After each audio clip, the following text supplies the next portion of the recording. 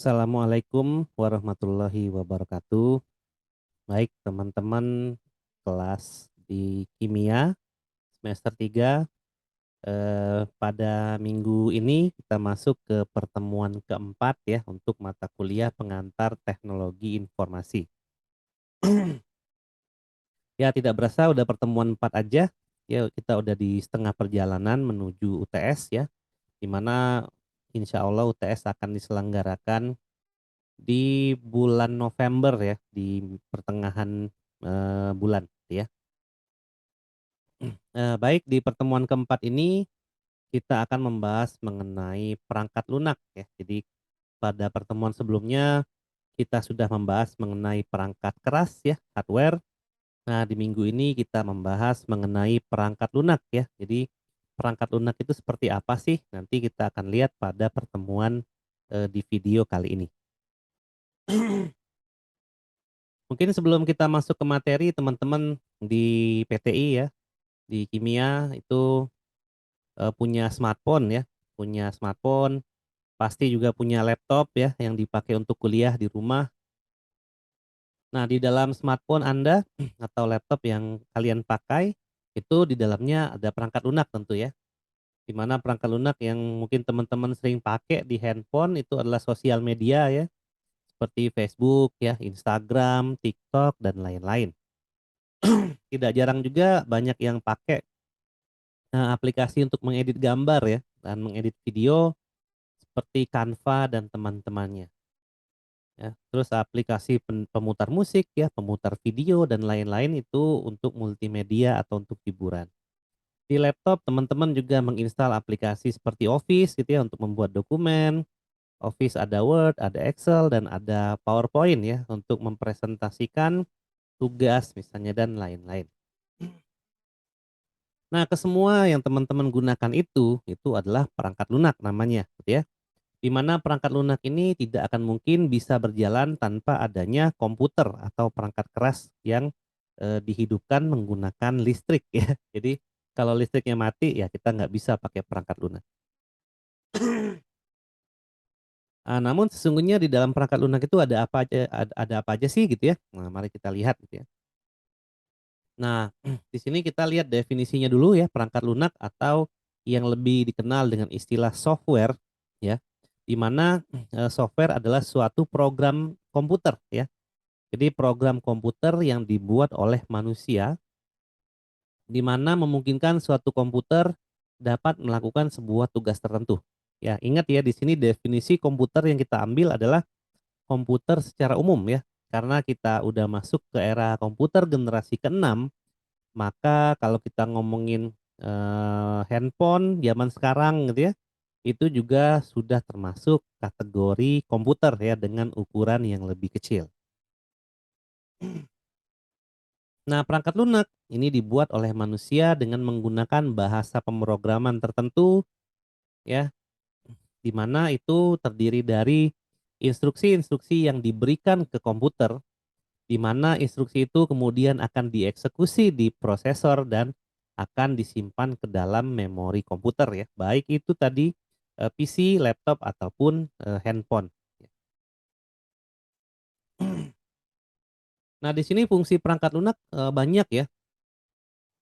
Kalau kita runut lagi dari sejarah komputer kemarin, di mana fungsi perangkat lunak itu masih minim ya, yaitu sebagai alat bantu hitung, penyimpanan media standar seperti teks dan karakter gitu ya, serta angka.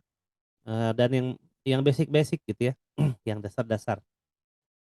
Nah, kalau zaman sekarang fungsi software itu udah banyak banget gitu ya, di mana perangkat lunak yang kita gunakan itu sampai menyentuh ke kehidupan pribadi kita ya, seperti sosial media, pemutar musik, pemutar video ya, aplikasi streaming seperti YouTube, Disney Hotstar, Netflix, dan lain-lain. Jadi sudah, masuk ke semua ranah ya, mau ke ranah bisnis, mau seperti e-commerce ya, ada Tokopedia, ada Bukalapak, sampai ke ranah hiburan dan sampai ke ranah personal ya. Biasanya aplikasi personal yang kita suka pakai itu kalau ada teman-teman yang suka lagi diet gitu ya, lagi nge-gym, nah biasa itu menggunakan aplikasi untuk mencatat ya hasil dari perkembangan selama, kalian nge-gym. Biasanya itu lebih ke personal ya, atau ada aplikasi semacam task management ya, misalnya kalian, kerjaannya banyak nih, ya susah ngatur waktunya, biasanya kalau pekerjaannya udah selesai nanti di-checklist gitu ya. Terus ada notes misalnya ya, aplikasi notes yang mencatat hal-hal pribadi misalnya kayak username, password ya, terus, tugas apa sehari-hari dan lain-lain ya. Jadi, fungsi perangkat lunak banyak banget ya, di mana memang perangkat lunak itu, saat ini sudah berfungsi, dari hal bisnis ya, sampai dengan hal personal ya. Nah, di mana memang perangkat lunak ini nanti berupa program aplikasi, di mana nanti program aplikasi ini dipakai di media komputer ya, itu adalah perangkat lunak. Nah, perangkat lunak dibagi menjadi 2 ya, zaman sekarang, itu ada yang namanya perangkat lunak sistem dan perangkat lunak aplikasi ya. Perangkat lunak sistem itu terkait dengan operation system, seperti di PC atau laptop kita punya Windows gitu ya, atau di mobile phone teman-teman punya Android dan punya iOS ya. Nah, di mana software system itu nanti dia akan me-manage, eee device seperti monitor, speaker, printer, keyboard, mouse, dan lain-lain. Dan dia juga memiliki beberapa utility program ya, seperti antivirus, file manager ya, setting, dan lain sebagainya. Artinya, operation system itu digunakan untuk mengelola sistem komputernya teman-teman. Nah, kalau application software itu adalah, perangkat lunak yang teman-teman gunakan untuk memenuhi kebutuhan teman-teman ya. Nah, mulai dari Office, tadi ya aplikasi e-commerce, pemutar lagu, ya aplikasi multimedia, database, dan lain sebagainya. Jadi terbagi menjadi perangkat lunak sistem atau sistem application, atau sistem software dan application software gitu ya, perangkat lunak aplikasi. Nah, itu adalah software terbagi menjadi 2. Nah, selain sistem operasi, perangkat lunak sistem itu ada juga yang namanya penterjemah bahasa komputer, ya. Bahasa komputer ini dipakai oleh para programmer untuk membuat aplikasi yang dijalankan di komputer, ya, menggunakan suatu bahasa pemrograman. Nah, bahasa pemrograman ini yang kemudian nanti bisa diikut sertakan di dalam bagian daripada sistem operasi, gitu ya. Nah, sistem operasi tadi saya sudah jelaskan beberapa fungsinya. Jadi dia memang, untuk mengatur seluruh, kerja dalam sistem komputer. Misalnya bagaimana mematikan dan menghidupkan komputer gitu ya. Lalu bagaimana setting komputer, dari sisi tanggal, waktu, jam, dan seterusnya. Terus bagaimana mengatur kecerahan layar gitu ya, dan bagaimana mengatur, hardware, saling berkomunikasi dengan baik, kemudian mengatur tampilan ya, file manager, dan lain-lain gitu ya. Jadi itu adalah fungsi daripada sistem operasi. Jadi dia yang nanti akan mengendalikan si komputer yang teman-teman miliki ya. Nah, jadi di situ nanti, akan sebenarnya di dalam operation system itu rumit ya, di belakangnya itu adalah rumit, dibangun dengan bahasa-bahasa pemrograman yang lumayan rumit dan, termasuk ke bahasa pemrograman yang tingkat rendah. Ya, yang dimaksud tingkat rendah di sini adalah bahasa pemrograman yang, mendekati bahasa komputer ya. Seperti yang kita tahu bahwa komputer itu hanya mengenal 0 dan 1 gitu ya, hanya mengenal biner, di mana 1 itu diterjemahkan sebagai arus sinyal listrik kuat dan 0 diterjemahkan sebagai, sinyal listrik yang lemah gitu ya. Nah, dengan adanya operation system, kita bisa memfungsikan komputer kita ya, dengan grafik ya, kita tahu bahwa, oh ini adalah setting gitu ya, ini adalah mengatur volume, ini adalah untuk mematikan dan menghidupkan komputer kita, itu semua, eee, di-cover oleh yang namanya operation system. Dan yang memang sekarang sering digunakan itu adalah operation system berbasiskan grafik ya, artinya ada grafiknya. Kalau kita lihat pada komputer generasi yang lama, itu ada operation system yang dikendalikan menggunakan perintah gitu ya, yaitu aplikasi sistem operasi yang namanya DOS ya, DOS. Kalau yang sekarang kita gunakan di laptop itu kebanyakan, sistem operasinya namanya Windows ya. Kalau di handphone ya Android dan iOS. Nah, dalam penerapan, suatu software atau perangkat lunak, di sini ada 4 tahapan, gitu ya, di mana, biasanya application program itu adalah di tahapan paling atas. Karena memang application program itu adalah suatu perangkat lunak yang dipakai oleh end user atau user akhir. Jadi digunakan oleh user akhir ya, seperti kita menggunakan YouTube, kita menggunakan Tokopedia dan lain-lain itu namanya application program. Lalu di bawah application program itu ada yang namanya utilities. Nah, utilities utilities ini adalah aplikasi yang biasanya dipakai oleh para programmer. Misalnya mereka akan membuat program dengan bahasa, Java misalnya atau bahasa Pascal gitu ya. Nah, itu adalah di utilities karena bahasa pemrograman itu sebenarnya adalah perangkat lunak juga gitu ya. Jadi perangkat lunak, yang digunakan untuk membangun perangkat lunak gitu ya. Karena perangkat lunak itu tidak berdiri sendiri. Kemudian ada operation system juga, di mana operation system itu digunakan juga oleh para programmer untuk mengatur program dan aplikasi yang mereka buat, dan yang dibawahnya itu adalah komputer hardware ya, perangkat keras. Jadi urutannya itu adalah perangkat keras dulu, di atas perangkat keras itu ada yang namanya sistem operasi, di atas sistem operasi itu ada yang namanya program utilities ya untuk mengelola si aplikasi dalam komputer. Kemudian di paling atas itu adalah application program, yaitu adalah aplikasi yang digunakan oleh kita ya, oleh end user. Nah, dalam pengelolaan operation system ya ada 2 pengendalian yang dia lakukan. Yang pertama dia melakukan kontrol program dan processing ya. Jadi ada pengontrolan dan pemrosesan. Di mana pengontrolan itu biasanya dia akan mengawasi gitu ya, aplikasi mana saja yang mungkin sekarang sedang dibuka gitu ya, atau yang statusnya idle artinya dia berjalan tapi sedang menunggu perintah gitu ya, atau yang tersembunyi di belakang layar atau disembunyi di background ya. Jadi aplikasi itu sebenarnya berjalan tapi tidak tampil ya, layar di layar gitu ya. Nah itu, tugas dari kontrol program. Kemudian, dari sisi data manajemen juga, mengatur misalnya ketika kita mengetikkan sesuatu ke aplikasi gitu ya, lalu dibarengkan dengan kita menunjuk sesuatu dengan mouse, pakai kursor dan seterusnya ya, itu untuk data manajemen dan mengatur, pekerjaan ya, artinya mana yang harus dieksekusi lebih dulu, mana yang nanti dieksekusi, mana yang nanti harus berjalan terus dan lain-lain. Jadi artinya, di dalam suatu sistem aplikasi ya, operation system ya di sini khususnya, maka dia akan mengontrol si aplikasi itu agar si user itu bisa menggunakan aplikasi dengan baik.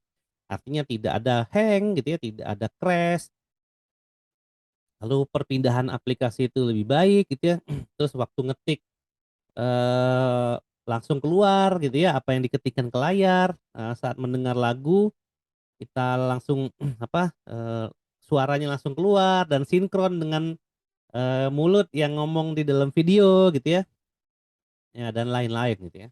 Nah itu, untuk mengontrol ya, tugas operation system.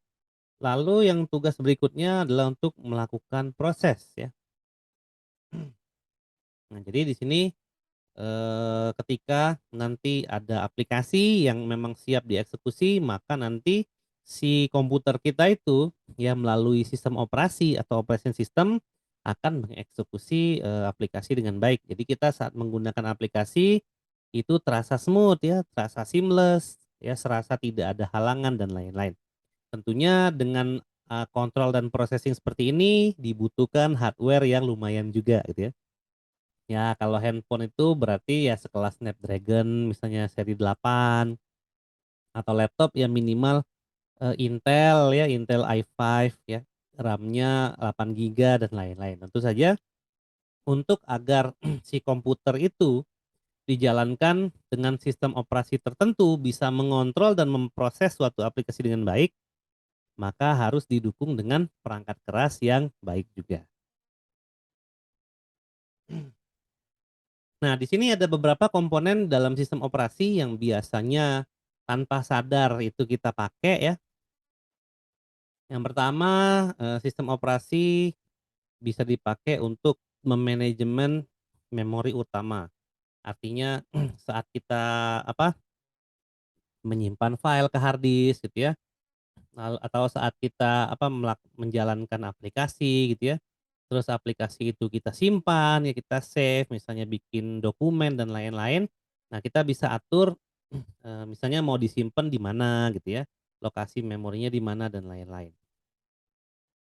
Kemudian operating system juga bisa mengatur secondary storage ya, misalnya menggunakan hard disk eksternal gitu ya, atau menggunakan flash disk atau SD card itu bisa diatur dan, secondary storage yang lain ya, misalnya, RAM gitu ya, walaupun RAM itu, sementara ya, tapi memang, penggunaan RAM itu bisa diatur melalui operation system. Artinya, ke komputer kita bisa menyediakan alokasi memori untuk mengeksekusi suatu aplikasi.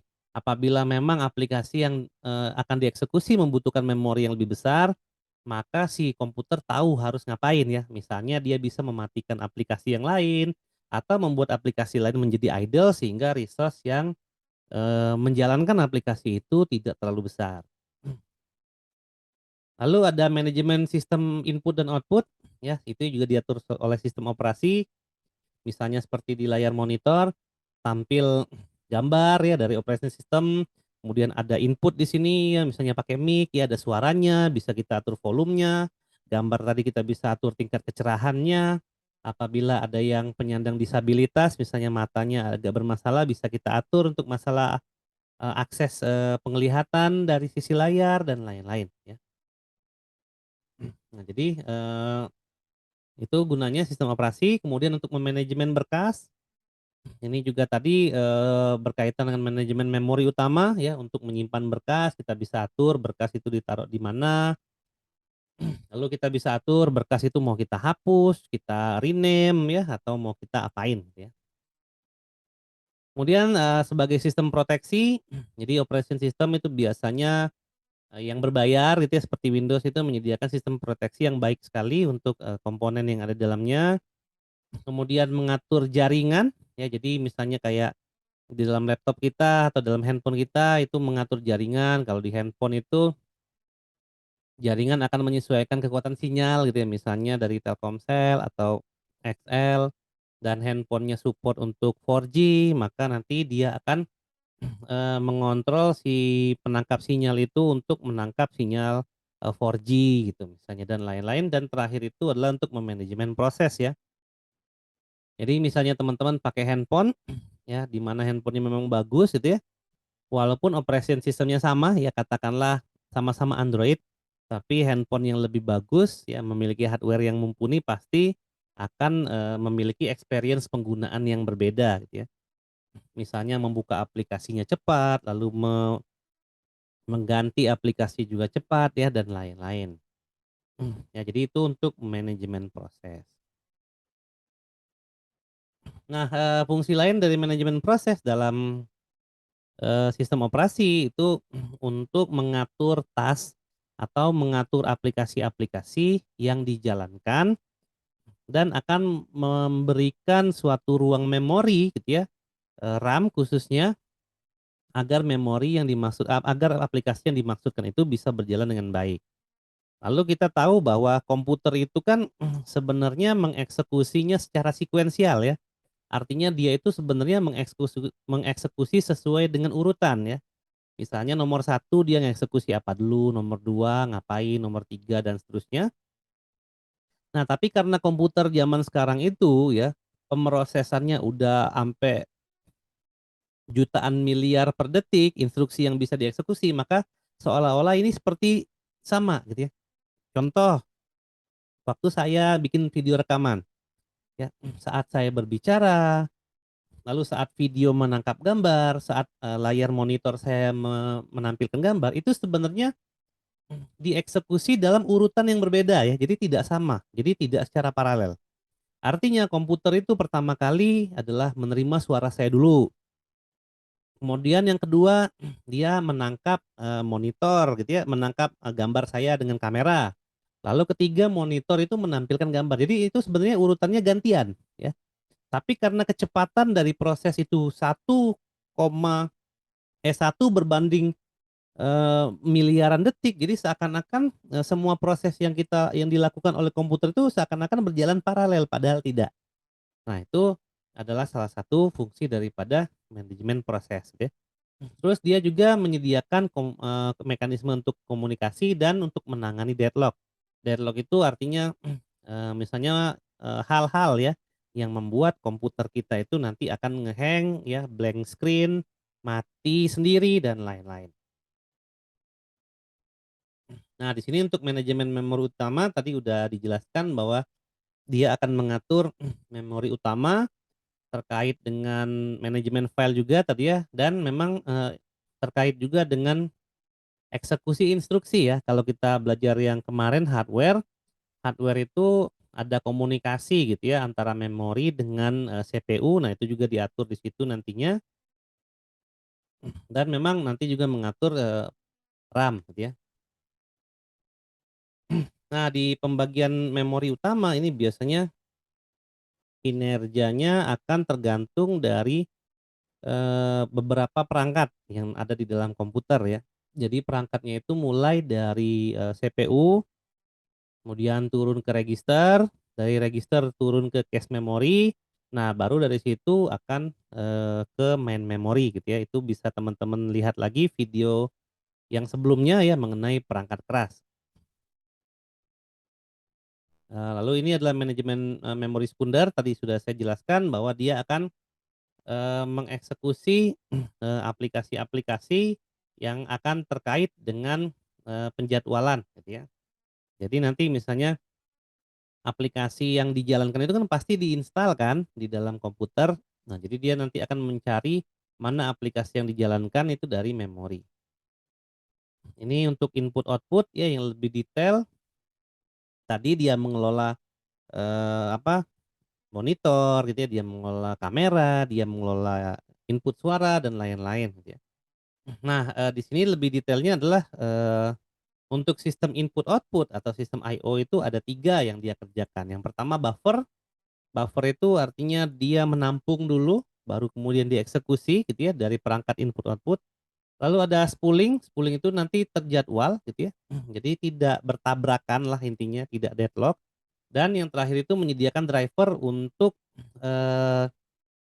masalah compatibility ya. Compatibility itu artinya bisa jadi laptop kita tidak support dengan apa, joystick controller misalnya. Nah, itu kita butuh driver lagi tuh untuk agar joystick-nya bisa dimainin di laptop kita misalnya.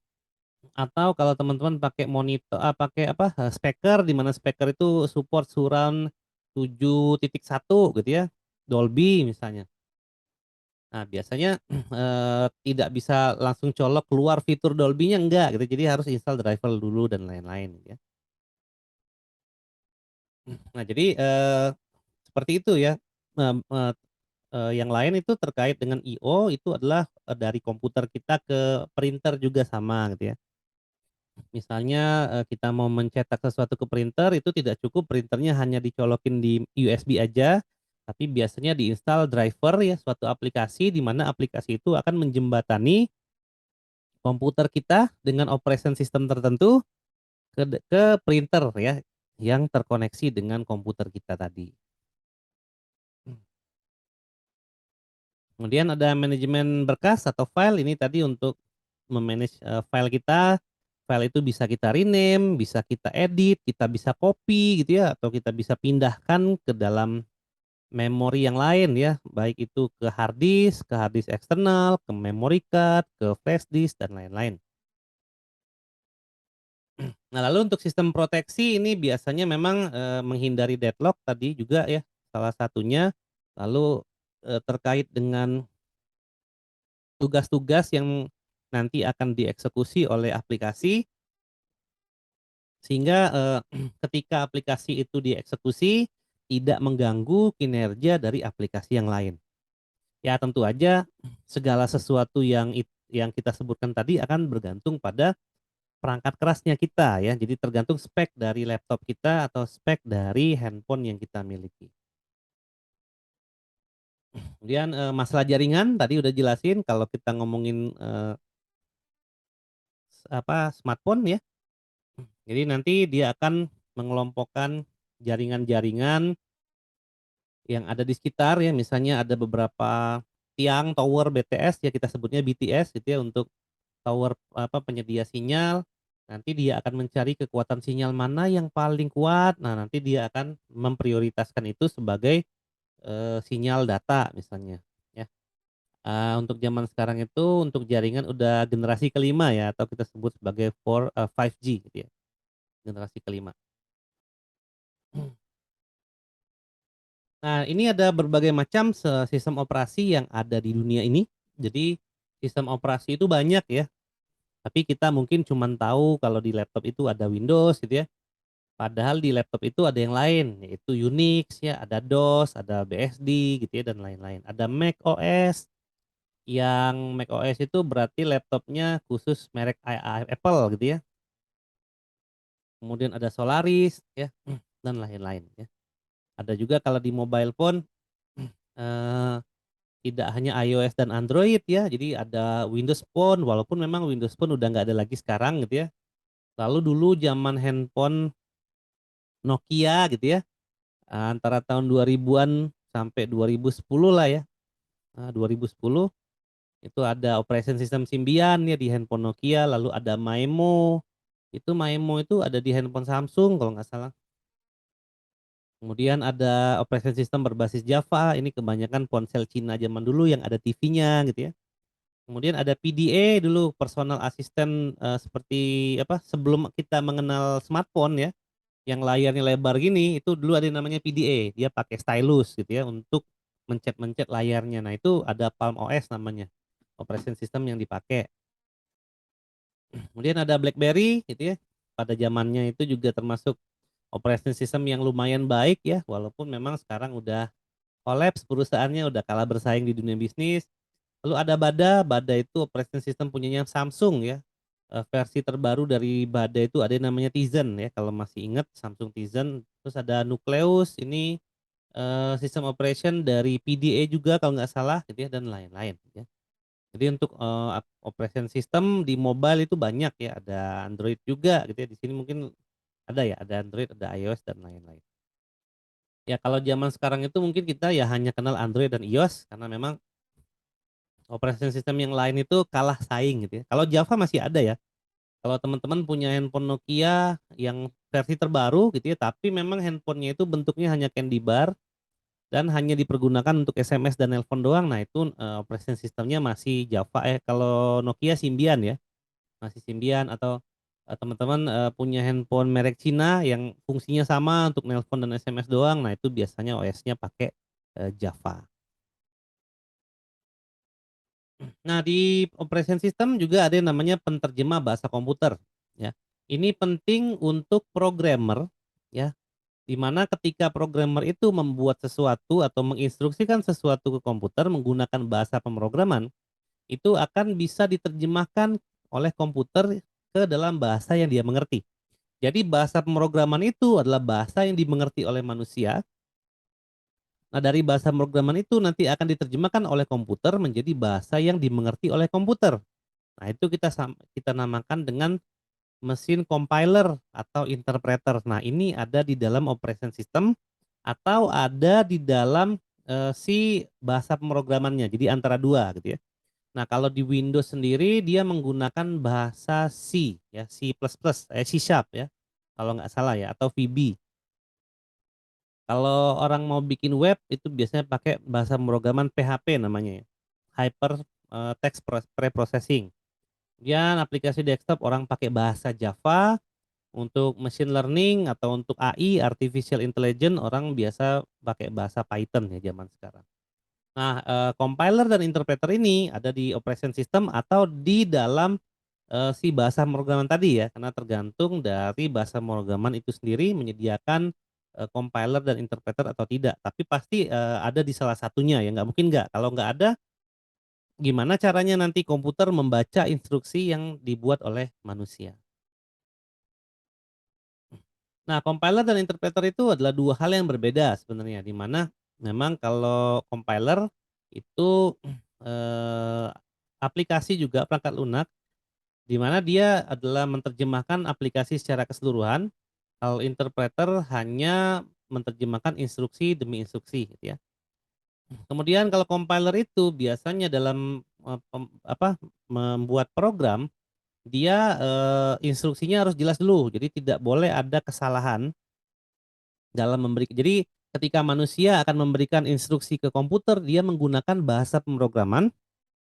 Nah, perintah yang diberikan itu nggak boleh ada salah dulu, baru bisa dieksekusi gitu ya. Nah, kalau interpreter, walaupun ada kesalahan, ini masih bisa dieksekusi. Nah, lalu compiler itu, hasil kompilasinya lama, karena misalnya saya bikin program, jumlah perintah yang saya bikin itu ada 10 baris perintah, 10.000 baris perintah misalnya. Nah, artinya compiler itu nanti akan menerjemahkan dulu tuh 10.000 baris ke bahasa yang dimengerti oleh komputer, baru kemudian aplikasinya dieksekusi gitu ya. Kalau interpreter nggak perlu gitu ya, dia akan menerjemahkan baris per baris dan kemudian dieksekusi satu-satu. Lalu kalau compiler itu akan menghasilkan executable file, ya misalnya di Windows kalian akan ada shortcut aplikasi di mana kalau aplikasi itu diklik akan muncul aplikasinya, nah itu namanya executable file. Kalau interpreter dia tidak ada executable file, jadi tinggal dijalanin aja. Lalu compiler, programnya dieksekusi dengan cepat karena memang sudah dibaca semua gitu ya, kalau interpreter enggak, karena dia dibacanya satu-satu dulu. Jadi kalau compiler itu semua program dibaca baru dijalanin, kalau interpreter itu satu-satu dibaca dan kemudian dijalanin. Jadi satu dibaca, satu dijalanin, satu dibaca, satu dijalanin dan seterusnya, ya. Kalau compiler tadi dibaca semua dulu baru dijalanin, bersamaan gitu ya. Nah, kalau kita bikin aplikasi ya, menggunakan bahasa pemrograman, kalau kita menggunakan compiler, maka sumber program yang kita bikin nggak perlu lagi karena dia udah diterjemahkan ke dalam bahasa komputer. Nah, kalau interpreter dia masih dibutuhkan karena dia menerjemahkannya satu-satu tadi gitu ya. Kemudian kalau compiler dia tidak bisa ditiru karena sudah menjadi bahasa komputer tadi, binary ya, hanya 0 dan 1. Kalau interpreter itu masih bisa kita ubah-ubah karena memang masih, berupa bahasa pemrograman yang dimengerti oleh manusia. Nah, ketika, kita, mau membuat aplikasi, maka kita memerlukan bahasa pemrograman untuk memberikan instruksi ke komputer gitu ya, kemudian akan, menjadi suatu aplikasi program dan kemudian akan di-manage oleh, utility program. Nah, di sini bahasa pemrograman ada banyak banget ya, kita aja di informatika itu belajar, lumayan banyak bahasa pemrograman untuk tujuan-tujuan tertentu. Ya artinya di sini, yang ingin ditegaskan ya di dalam PTI adalah setiap aplikasi komputer itu pasti dibuat oleh manusia menggunakan bahasa yang namanya bahasa pemrograman. Jadi bahasa pemrograman itu adalah bahasa yang dibuat semirip mungkin dengan bahasa manusia ya agar manusia bisa memberikan instruksi ke komputer, kemudian komputer bisa mengubah instruksi manusia itu menjadi sesuatu yang dimengerti oleh komputer itu sendiri, gitu ya. Nah, memang bahasa pemrograman ada tingkatan gitu ya. Jadi, kalau tingkatan yang paling rendah itu artinya bahasa pemrograman itu langsung diterjemahkan ke dalam bahasa komputer. Jadi manusia memang benar-benar harus ngerti komputer itu kayak gimana nol dan satunya. Nah, itu namanya bahasa mesin atau bahasa assembly gitu ya. Tapi kalau bahasa yang kita pakai itu adalah bahasa yang manusia pun bisa mengerti, itu namanya bahasa tingkat tinggi atau high level. Ya salah satunya ada bahasa Fortran, C, Pascal dan lain-lain ya. Nah, perbedaannya apa? Kalau kita langsung gunakan bahasa mesin ya, itu, instruksi yang kita berikan bisa detail ya, bisa detail banget terkait dengan mau disimpan di alamat memori keberapa dan lain-lain ya. Tapi memang, karena kita membuatnya dengan hanya angka 0101 gitu ya, maka, akan jadi panjang dan sulit untuk dimengerti, kita yang bikin pun bingung gitu ya kalau udah kebanyakan. Kemudian dia akan tergantung banget dengan mesin yang kita pakai ya. Nah, prosesnya cepat ya ketika dieksekusi dan memang hanya merupakan bilangan-bilangan biner 01 atau angka-angka desimal atau heksadesimal. Kemudian ada bahasa tingkat rendah, ya di bahasa assembly, ini juga sama dengan bahasa mesin, cuman memang dia, butuh assembler aja. Assembler ini, dia butuh penterjemah ya tetap. Nah, yang biasanya kita pakai dan dipelajari sekarang itu adalah bahasa tingkat tinggi ya. Jadi bahasanya itu menyerupai manusia. Misalnya kita ingin menghitung luas segitiga nih. Misalnya kita pengen komputer, kita nyuruh komputer menghitung luas segitiga misalnya. Maka bahasa yang kita bisa gunakan itu bahasa manusia gitu ya. Misalnya, kita tahu luas segitiga itu adalah alas kali tinggi dibagi 2. Maka tinggal kita masukin aja alas, tinggi, lalu kita bagi 2, udah selesai gitu ya. Jadi kita bisa definisikan alas gitu ya. Misalnya kita bilang, luas segitiga sama dengan alas kali tinggi bagi 2. Nanti kita masukin alasnya berapa, alasnya 5 misalnya kita klik pakai keyboard. Lalu tingginya 2 kita masukin ya, alas kali tinggi bagi 2, 5 kali 2, 10 bagi 2, 5. Jadi hasil akan keluar, output-nya 5. Artinya bahasanya lebih dimengerti oleh kita ya sebagai manusia. Jadi kita bisa memberikan, instruksi ke dalam, komputer. Mudah dipahami ya, nah tadi, membutuhkan compiler atau interpreter tadi karena memang harus diterjemahkan dulu ke dalam bahasa mesin ya. Karena kalau pakai bahasa tingkat tinggi itu artinya bahasanya dimengerti oleh manusia, tidak dimengerti oleh mesin. Nah, untuk itulah mesin membutuhkan compiler atau interpreter untuk mengubah bahasa yang kita mengerti tadi menjadi bahasa yang dimengerti oleh komputer. Ya kalau kita langsung membuat dengan bahasa mesin atau bahasa tingkat rendah itu tidak perlu compiler atau interpreter lagi karena memang sudah langsung ngomong sama mesin gitu ya dengan menggunakan bahasa-bahasa mesin. Nah, untuk bahasa tingkat tinggi ini contohnya banyak ya, Basic, Pascal, Delphi, Visual Studio, Perl, Python, C, C++, Java, dan lain-lain. Nah, ini di informatika hampir semua kita pelajari ya. Untuk di kimia, PT nggak perlu ya. Cukup teman-teman tahu aja gitu ya. Ada bahasa pemrograman, ada namanya bahasa pemrograman gitu ya. Ada yang namanya perangkat lunak sistem, ada perangkat lunak aplikasi, dan lain-lain ya. Cukup itu aja diketahui gitu ya. Artinya perangkat lunak itu ketika akan dibuat itu dibuat oleh manusia dengan menggunakan suatu bahasa gitu ya. Nah, lalu di sini ada program aplikasi ya, lanjutan beberapa, hal yang di atas tadi. Jadi ada aplikasi ada sistem operasi dan ada program aplikasi. Nah, ini adalah, program aplikasi yang biasa kita gunakan ya kalau di Unjani yang paling sering teman-teman gunakan itu sistem akademik ya. Sistem akademik itu adalah program aplikasi namanya gitu ya. Jadi di sistem akademik dosen bisa ngasih nilai gitu ya, bisa keluar jadwal, bisa keluar absen dan lain-lain. Untuk mahasiswa bisa ngelihat nilai gitu ya, bisa ngelihat jadwal, bisa ngelihat dosennya siapa dan lain-lain. Yaitu namanya, program aplikasi.